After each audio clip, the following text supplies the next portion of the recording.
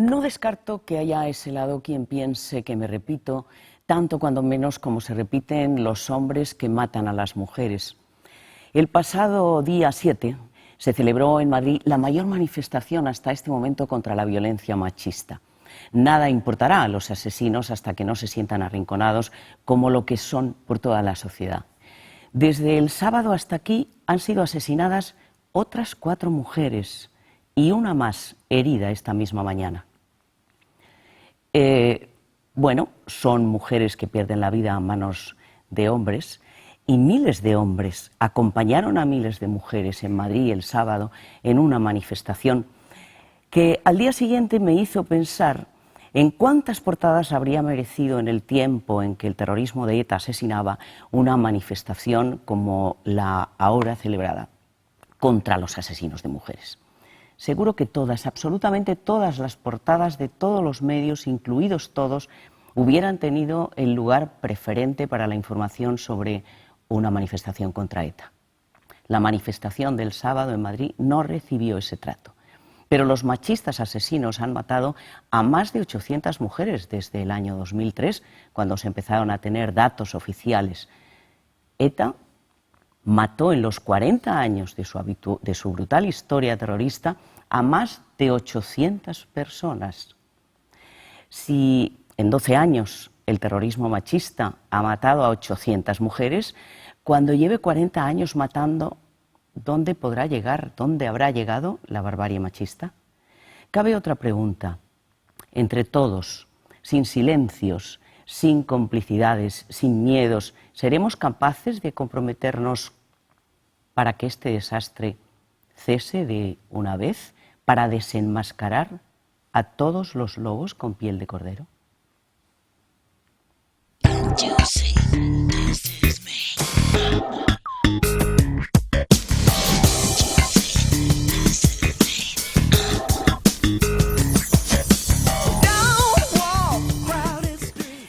Buenas noches. Me encanta encontrarles a ese lado, como siempre. Y esta noche les digo, les anuncio, que tengo 2 libros encima de la mesa y que voy a hablar de estos 2 libros con mis 2 invitados, invitada e invitado, porque ya les dije que este es un programa de mujeres, pero en el que quiero también recibir a hombres como al que recibo esta noche. Ignacio Garmendia, buenas noches. Hola, buenas noches. Para hablar de Zenobia Camprubí, un personaje bastante, no sé, oscurecido, sí. Oscurecido, negada su auténtica fuerza, su auténtica personalidad, su auténtica valía incluso, sí, por quienes nos hicieron creer que ella sencillamente había estado tapada por la enorme sombra que proyectaba Juan Ramón Jiménez.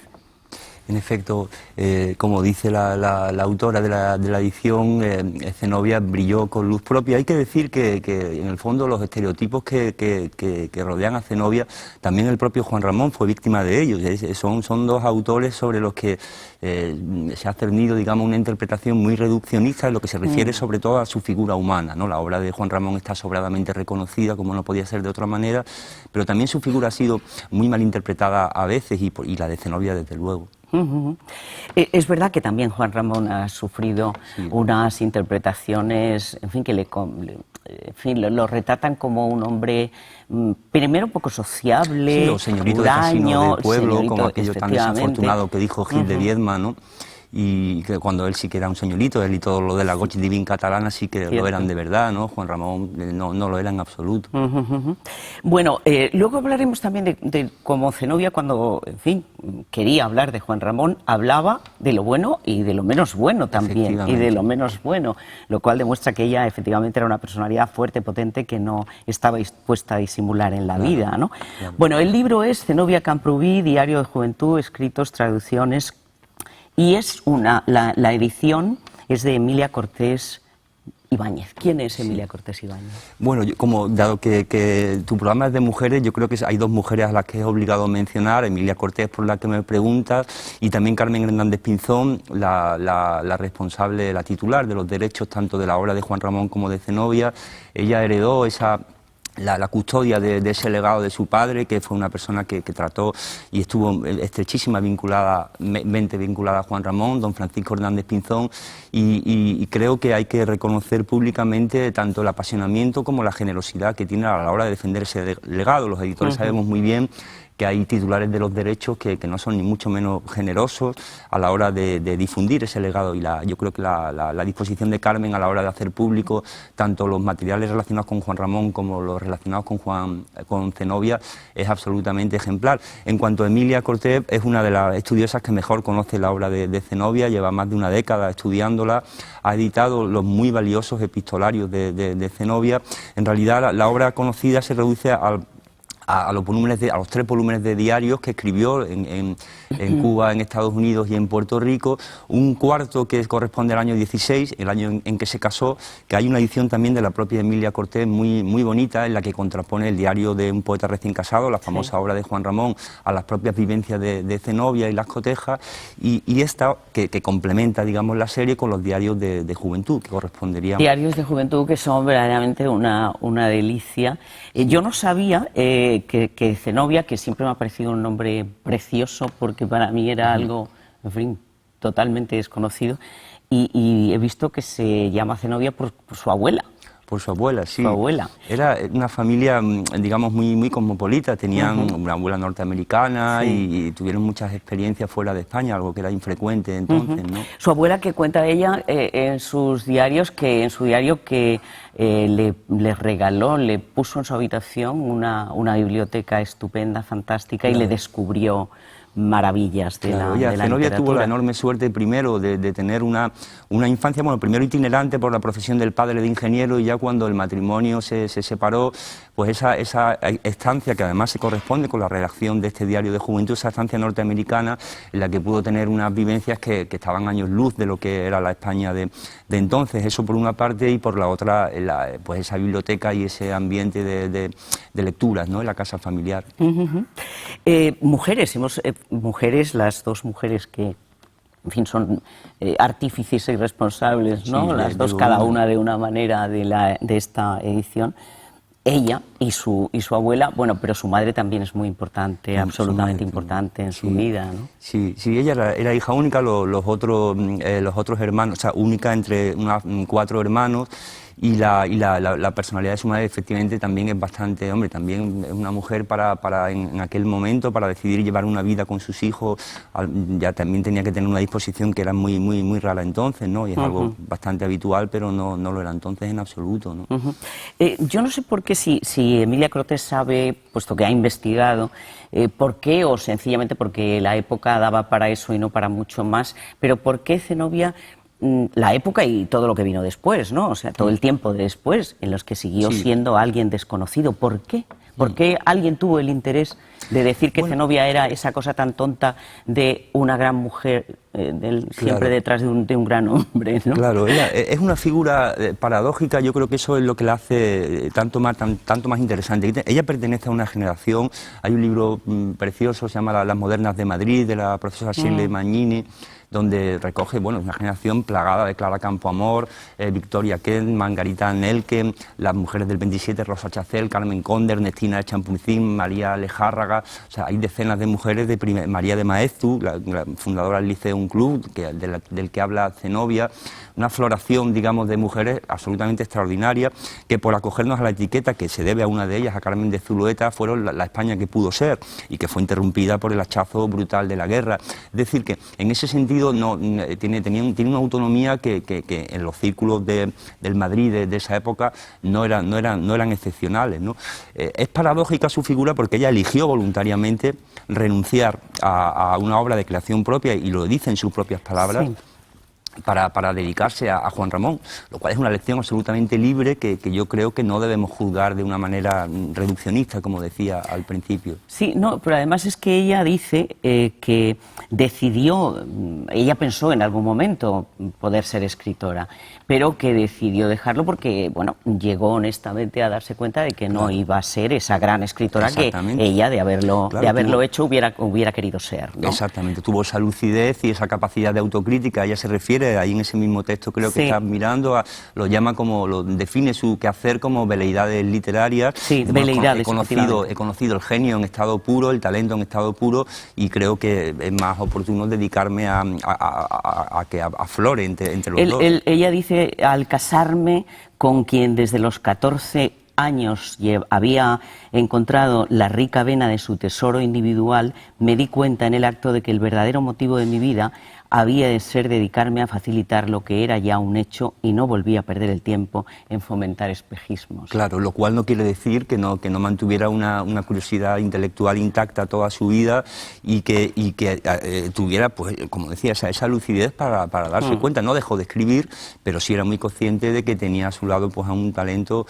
Yo comprendo que desde el punto, desde nuestra perspectiva de hoy, es difícil, y por eso hay tantas interpretaciones que juzgan, vamos, ya dice el Evangelio, no juzguéis y no seréis juzgados, ¿no? Sí. Pero claro, causa cierta incomodidad decir, pues, una mujer que se entrega, pero bueno, es que cuando esa entrega es voluntaria y consciente, no creo que deba ser penalizada. Ni media palabra, y ella decidió eso por amor, realmente, por amor, que es un sentimiento absolutamente sublime y maravilloso, ¿no? Y como has señalado antes, además es una de las cosas que destacan tanto en el Diario de Juventud, hombre, que son anotaciones muy, muy breves, casi telegráficas, como en todos sus textos o en los otros diarios conocidos. Ella no oculta la cara menos amable de Juan Ramón. No oculta, y además es que esto también en algún momento ha sido utilizado, esta confesión de ella sobre el carácter de Juan Ramón, utilizado contra Juan Ramón, ¿no? Efectivamente, de una manera muy injusta. A ella le hubiera horrorizado, ¿no? Realmente, si hubiera hecho ese uso expurgado, ¿no? de su Ella dice, su carácter es con todo diferente en sus temporadas fecundas de lo que es en las áridas. No tiene términos medios, o está muy bien o está muy mal. Sus defectos principales son el no aceptar casi nunca la responsabilidad de su culpa, por muy insignificante que sea, y la suspicacia para dolerse de cosas insignificantes. Es muy egoísta, pero a medida que pasan los años ha hecho un gran esfuerzo por recapacitar cuando se le advierte, y procura y logra grandes mejoras. Esto me encanta. Se puede decir con más precisión, ¿no? Efectivamente, Juan Ramón fue toda su vida un neurótico, vamos, que él mismo, desde que era joven. Hipocondríaco y neurastenia se le llamaba cuando era joven, en la generación de los modernistas, y bueno, era un hombre muy difícil de trato, etcétera, pero ella lo conocía y no oculta su cara, como decía, menos amable. Luego, no sé. Ella le dedicó su vida sin abandonar la suya. O sea, eso sería la mejor manera de decirlo. Claro, y además, bueno, intelectualmente, pues hizo cosas muy importantes, como la traducción de la obra distintas traducciones de la obra de Juan Ramón, hay por algunas ejemplo, muestras, ¿no? El volumen incluye algunas muestras tanto de fragmentos de Platero como de poemas, o de la famosa conferencia del trabajo gustoso. Es verdad que la mayoría de las piezas que componen el volumen son anteriores, de ahí también el interés y el valor que ofrecen, ¿no? Porque tampoco se podría decir que fue, digamos, arrastrada ella a la vida intelectual a través de Juan Ramón, y este volumen lo demuestra, porque era una persona que desde niña y adolescente, ¿no? Pues tuvo muchos estímulos y es una inquietud permanente. Y luego está su participación, o sea, a la hora de definir su personalidad es muy importante también, pues, la sensibilidad social compartida, por cierto, con Juan Ramón, frente al estereotipo que lo presenta como una persona alejada de su tiempo y en la Torre de Marfil, el compromiso, por ejemplo, en causas de la infancia, por supuesto, de la emancipación. En la Rábida hizo una escuela para alfabetizar a los niños y los hijos de los jornaleros. Y eso la caracteriza y lo mantuvo siempre, además con una gran capacidad para distinguir, digamos, la beneficencia de corte decorativo, ¿no? Hay algún texto que lo dice también con bastante lucidez, ¿no? Las señoronas de abrigos de bisón, etcétera. A ella no le gustaba eso. No, sobre todo tú le puedes dar a los niños pan para que coman, pero si no le das letras para que sepan, mal. Ella le dio esas letras. Claro, y con una solidaridad, diríamos, genuina, ¿no? Nada impostada o no de cara a la galería. Y el carácter emprendedor, como decimos ahora, quizá con demasiado énfasis en el famoso emprendimiento ahora, pero bueno, lo tenía también. Eso le llevó a trabajar, a abrir una tienda de antigüedades y a reivindicar la artesanía popular, que es algo muy en consonancia con el espíritu de la institución libre de enseñanza. Es decir, que ya casada, ya se casan en el 16 y hasta la guerra, pues son 20 años en los que tienen un protagonismo absoluto en la residencia de señoritas, el Liceum Club, en las conferencias, en la vida intelectual de Madrid. O sea, que en absoluto se apartó de nada de eso.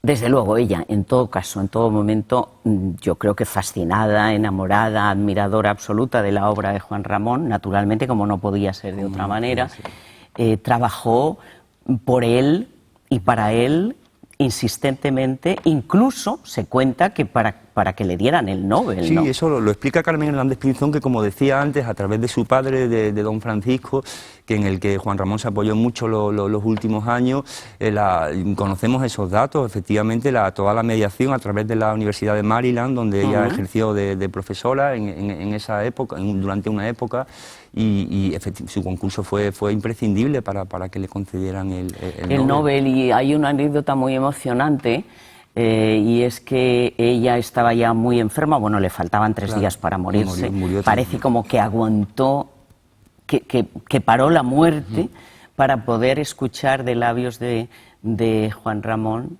me han dado el Nobel. Sí, debieron ser días tristísimos, ¿no? Y como sabemos, pues Juan Ramón no llegó a recuperarse nunca de la muerte de Zenobia, vivió un par de años más, pero era un alma en pena, vamos, si lo había sido un poco siempre, pues ya muerta su mujer, pues estaba absolutamente desvalido, ¿no?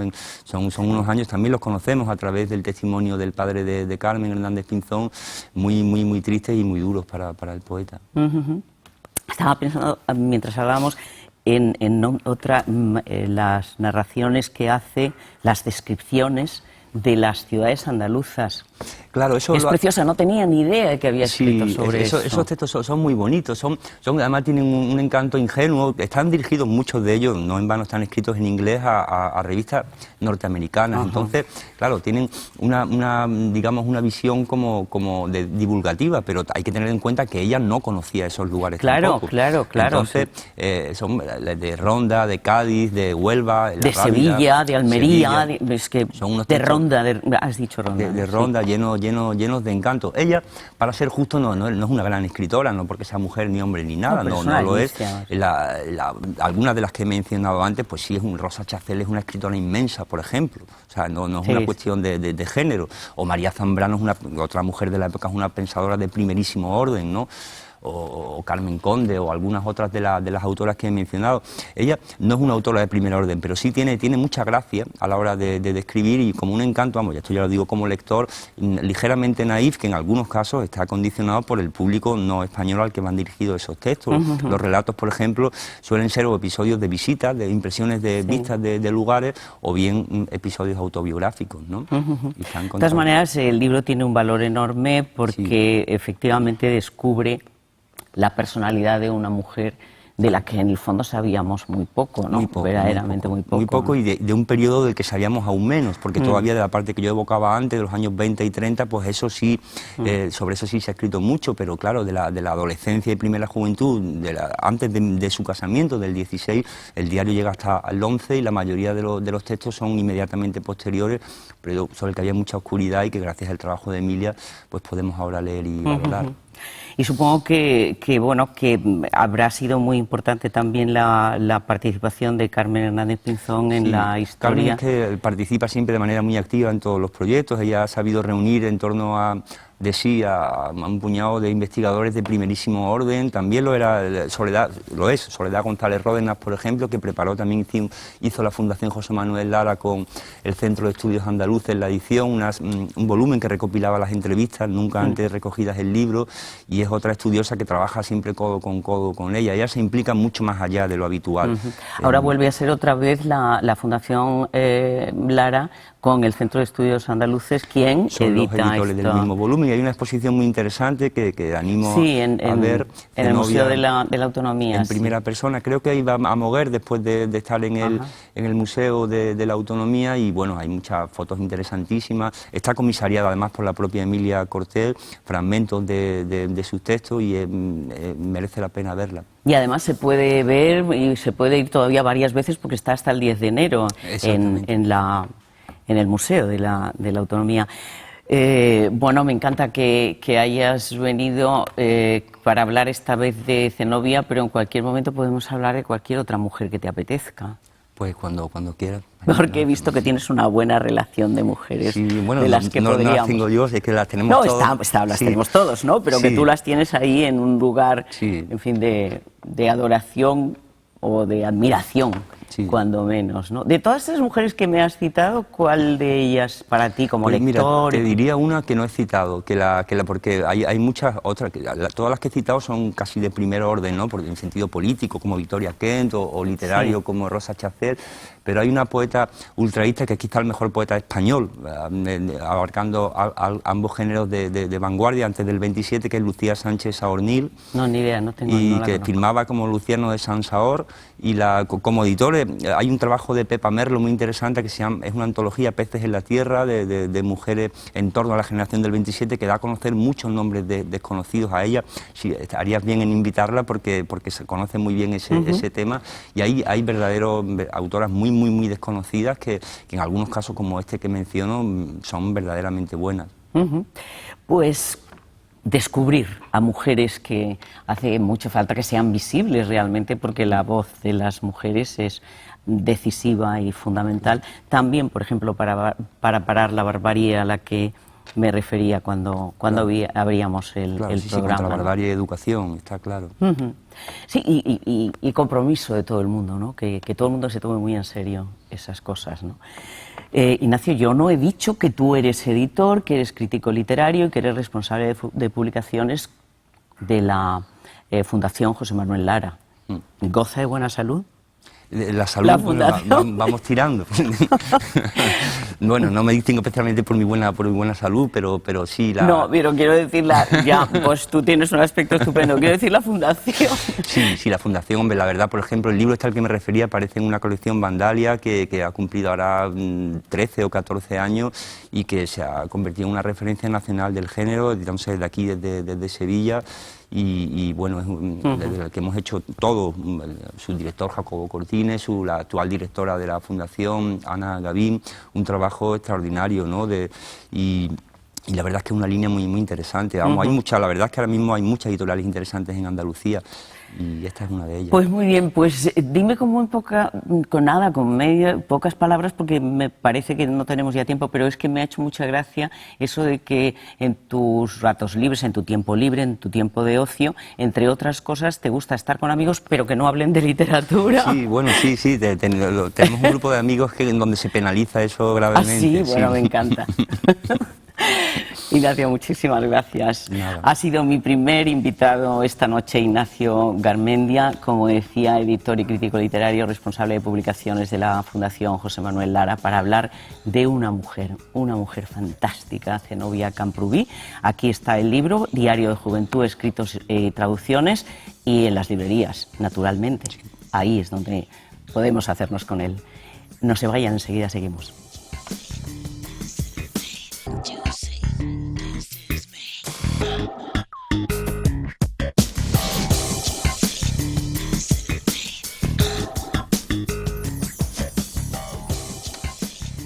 Pues seguimos. Les dije que esta noche íbamos a hablar de libros, hemos hablado de uno y vamos a hablar de otro con mi segunda invitada de esta noche, María Caballero Van Wemer. ¿Van Wemer? Van Wemer, perfecto. Ay, qué bien lo he dicho. Perfecto. Bueno, me lo has facilitado porque esto le has quitado un poco la dureza que sería imposible no lo hice para yo, mí. No lo hiciste tú, pero viene la de familia Ya. es españolizar, Ya. suavizar. Bueno, buenas noches, María. Muchas gracias por invitarme, buenas noches, aquí estamos. María es catedrática de Literatura Hispanoamericana de la Universidad de Sevilla y muchas más cosas. Y bueno, ha escrito varios libros, entre ellos has escrito, has provocado, has producido y has, en fin, reunido a expertos que hablan de algo que me parece absolutamente fantástico para hablar y para leer: mujeres de cine. Mujeres de cine. En general, sí, ¿cómo ha tratado el cine a las mujeres? Día siempre, una primera impresión. Una primera impresión, pues de forma muy compleja y muy variada, ¿no? Yo creo que al principio como lo que eran, mujeres objeto, y luego ha ido reflejando esa transición que han tenido, ¿no? Ir saltando a la palestra, ¿no? Y yo creo que el cine se ha hecho eco de eso, ¿no? Entonces, apoyándome un poco en tu presentación, quería decir que que lo mejor que yo he hecho sobre mujeres de cine ha sido justamente editar la labor de otros compañeros, ¿no? Porque hay cosas muy interesantes. Hay cosas muy, muy interesantes y apreciaciones que una a lo mejor, pues no, a una no se le habían ocurrido, ¿no? O incluso algunas para rebatirlas también. O sea, es un libro, pero muy, muy, muy interesante, muy agradable, muy apetecible, ¿no? Porque además está hablando de cosas que verdaderamente, bueno, son experiencias personales, quiero decir, porque la mayoría de las mujeres, de los personajes, de las películas de las que se habla, pues las hemos visto y cada uno tenemos una opinión, ¿no? Vamos a ir por partes. Este es un libro de cine, es un libro de mujeres, pero naturalmente también es un libro de hombres, porque hasta un determinado momento ellos eran los reyes del cotarro, como siempre en todo, y ahora, como tú decías antes, pues bueno, se van colando mujeres en la dirección, mujeres guionistas, en fin, mujeres productoras también, algunas, no muchas, pero también existen. De los personajes, las mujeres, algunas de ellas muy fuertes en la historia del cine, que se habla aquí, pues naturalmente se habla de algunas que una dice, pues claro, tenías que hablar de Escarlata, por ejemplo. Escarlata O'Hara, mito absoluto, una mujer tan querible como odiable. No sé si estás de acuerdo. Sí, sí, por supuesto. Antes de llegar a las mujeres propiamente, sí quería decirte que la relación con este libro ha sido bastante personal, porque realmente este libro es el resultado de una experiencia cinematográfica en la universidad en la que trabajo, ¿no? De una asignatura de libre configuración que se llamó Femenino Plural, la mujer en el cine, y que, bueno, me ha entretenido durante 20 años, ¿no? Al hilo de los planes de estudio, y que se me ocurrió un poco como alternativa para hacer más abiertos esos planes y para hablar, pues eso, como mujer, de problemas que afectan a hombres y a mujeres, porque yo lo veo como tú, ¿no? Las mujeres siempre están en relación con el mundo masculino. Y efectivamente estás nombrando a Escarlata, Maureen O'Hara, Greta Garbo, bueno, las primeras, ¿no? Katharine Hepburn, hablábamos de La costilla de Adán. Claro, pues surgen como actrices, ¿no? Es que el cine nace en femenino, es que eso históricamente es así, propio de su contexto, y entonces pues son las actrices que llenan la pantalla, pero efectivamente eso es lo que hacen, ¿no? Y nos han dejado pues mujeres inolvidables, ¿no? Marlene Dietrich, no sé, realmente en géneros que ya estaban establecidos, la comedia romántica, el cine negro americano. Bueno, no sé, mi interés fue decir en esta asignatura, y lo digo porque es un poco el guión, porque tal vez puedes preguntarte por qué este guión, ¿no? Puede ser cualquiera, es un guión muy abierto, el índice de este libro es muy abierto, pero fue decir, bueno, ¿cómo ha reflejado, verdaderamente ha reflejado, yo creo que sí, por eso lo hice, ¿no? El cine, la evolución de la mujer, cómo efectivamente esa mujer se ha ido incorporando, no se ha consolado con ser la actriz, la mujer objeto, muy visible, pero siempre dirigida a objeto, sino que ha querido crear también, participar en la construcción del séptimo arte y sobre todo en lo que el séptimo arte dice sobre ella. Y hay cosas, has citado a Maureen O'Hara, protagonista con John Wayne, de la película de John Ford, La taberna del irlandés. La taberna del irlandés, que es una fantástica película, pero que es terriblemente machista, extremadamente machista. O sea, John Wayne, vamos, es que le da azotes, es que le pega a esa mujer. Sería imposible seguramente ver ahora en el cine algo parecido, teniendo en cuenta además el drama que vivimos, ¿no? Pero claro, eso es una evolución grande, ¿no? El cine ya no haría esas cosas, ¿no? Claro. Esa es una película maravillosa, pero tremendamente machista, ¿no? Sí, pero efectivamente, ¿quiénes escribían los guiones? Los hombres, en un primer momento, los hombres. ¿Qué había que demostrar? Que la mujer era el ángel del hogar y estaba supeditada a la familia, y bueno, si era una rubia pelirroja un poco escurridiza, había que hacer algo con ella, ¿no? Domarla. Pero efectivamente, en esa película, hace bastante que no la he visto, que no la he vuelto a visionar, pero recuerdo que al final, en esa lucha, se crea un feeling entre ellos, que van a una intercompenetración que realmente, bueno, apunta más allá, o sea, logra superar el machismo del guión por la fuerza magnética de la personalidad de ella y porque efectivamente al final es que hay una relación que sale por completo de ese esquema en el que se le había encasillado, ¿no? Y a mí eso me parece interesante incluso en algunas de las comedias románticas que ahora han sido bastante estudiadas. Estoy pensando en un libro de cátedra de Pablo Écar con todo un repaso a la comedia romántica, o recientemente Ana Lanuza, que trabaja en Madrid. Yo estuve en su tesis doctoral, pues también le ha hecho un repaso a la comedia americana en ese sentido, ¿no? Y yo creo que se está revisando desde otros ángulos también, ¿no?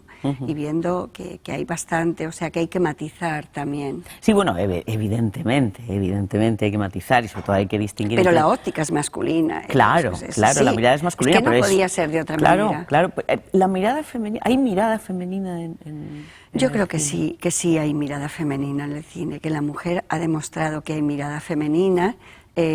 Sobre todo pasa como en la literatura, ¿no? En los primeros los años de la vanguardia, 1920-30, cuando la mujer, que había empezado a escribir un poco más a mitad del 19, más en los periódicos, etcétera, se hace cargo de la escritura, sí que empieza por temas, por ópticas, desde su intimidad, la familia, los niños, pero sobre todo con una perspectiva distinta, ¿no?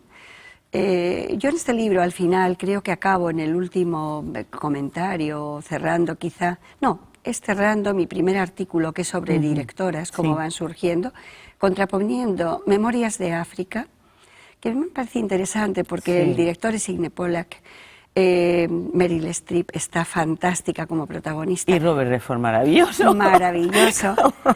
Pero el guión además es de una escritora imponente, Isaac Dinesen, ¿no? Entonces, contraponiéndolo es una película fantástica, pero creo que de mirada masculina, como no podía ser de otra manera, por el director, por el guión, aunque es interesante que el relato es muy femenino.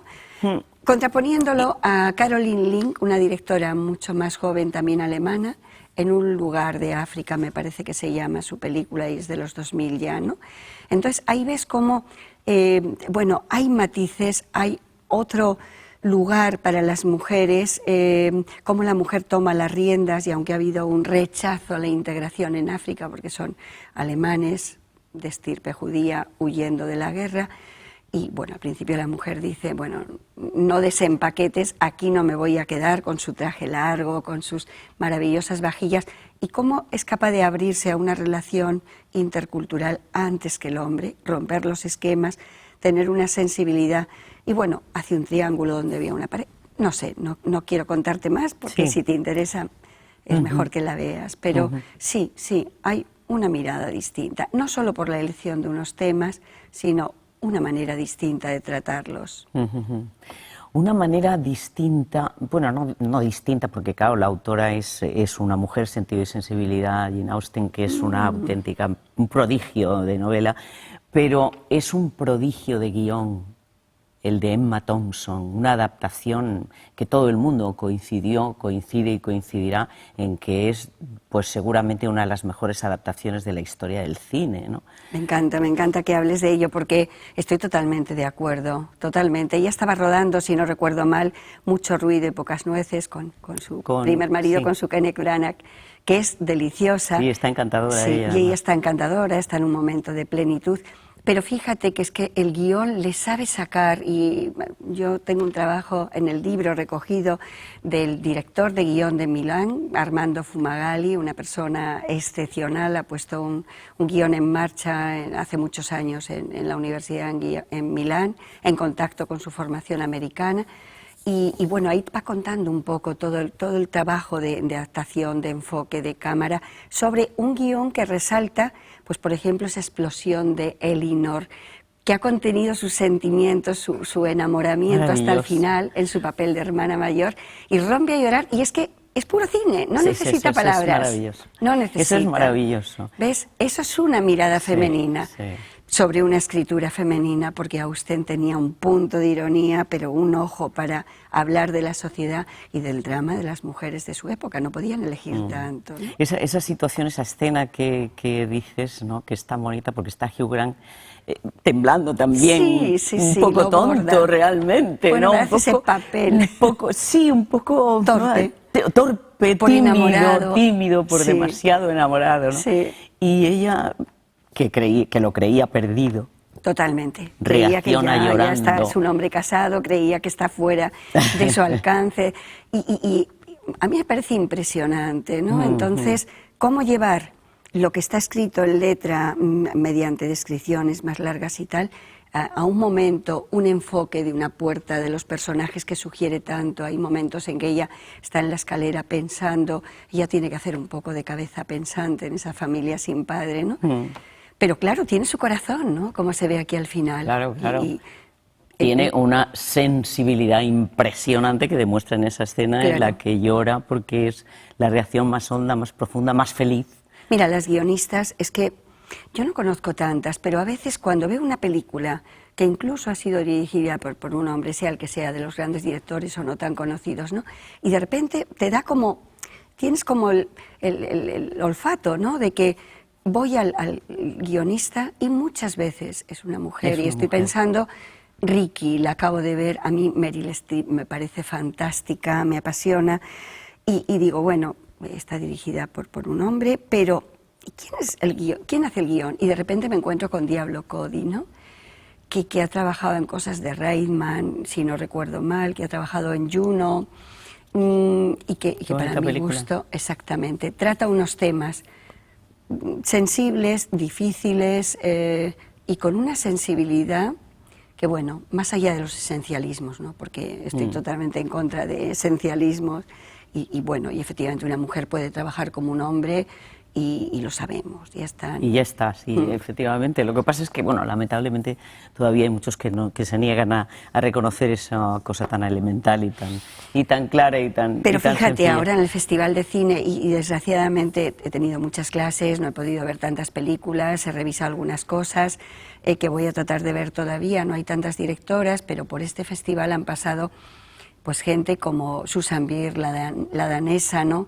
En un mundo mejor, yo creo que pasó en torno a esa película, en torno al 2010, y además se llevó el Giraldillo, si no recuerdo mal. Margaret Fontrot ha venido de jurado, una mujer que ha sido capaz de hacer Hannah Arendt, ¿no? Con un enfoque resaltando la sensibilidad de Hannah Arendt como mujer, pero la con una intelectualidad interpretación también de una actriz fantástica. Impresionante, ¿no?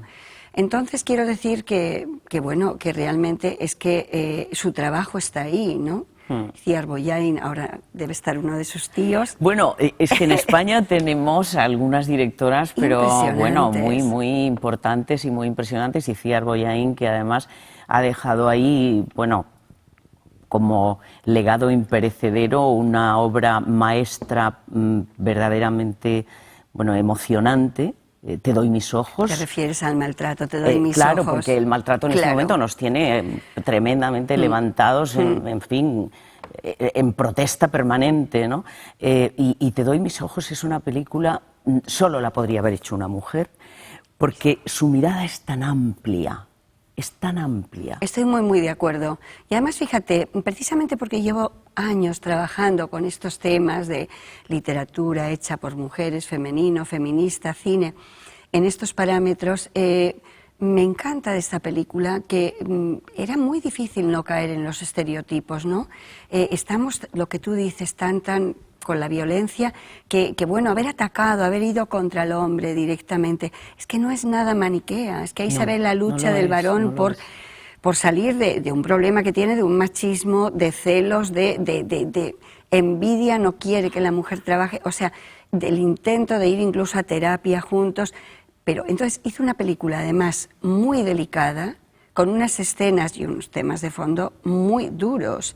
Entonces, no caer en el expresionismo macabro, torpe, no ser sectaria, maniquea, Yo adoro esa película. Esa película es maravillosa y es muy valiente en todos los sentidos, es muy valiente en todos los sentidos y descubre algo en lo que yo no sé tú y quienes nos están viendo en este momento si habrían reparado. Yo desde luego no tenía ni idea ni había reparado, y es la importancia que tiene el sexo en esa sumisión, que hasta que llegan a romper, hasta que se sienten fuertes para romper, ese te doy mis ojos, es impresionante, ¿no? Porque claro, es que si te doy mis ojos, si te doy mi vida, te entrego todo mi ser, claro, estoy entrego, totalmente ¿no? entregada, sí.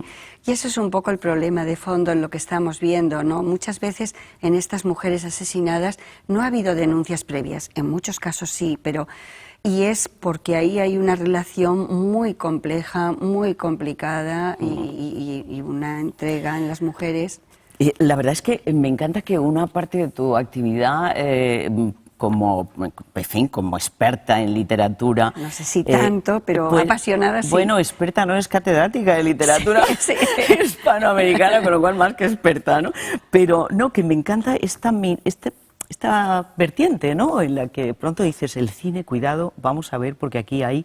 Esto es una mina, ¿no? Realmente es una mina, ¿no? Es una mina. Y te confieso que, bueno, me apasiona el cine, me apasiona desde niña, y entonces, bueno, es normal que acabara derivando, pero esa asignatura femenino plural fue, al principio, subtítulo Mujer, Cine y Literatura. Ajá. ¿Por qué? Porque realmente, bueno, desde la cantidad de novelas llevadas al cine, las adaptaciones, jugar con los dos discursos, narrativo y cinematográfico, ver con todos estos cruces de novela escrita por una mujer llevada al cine por un director varón, qué pasa, qué cambia.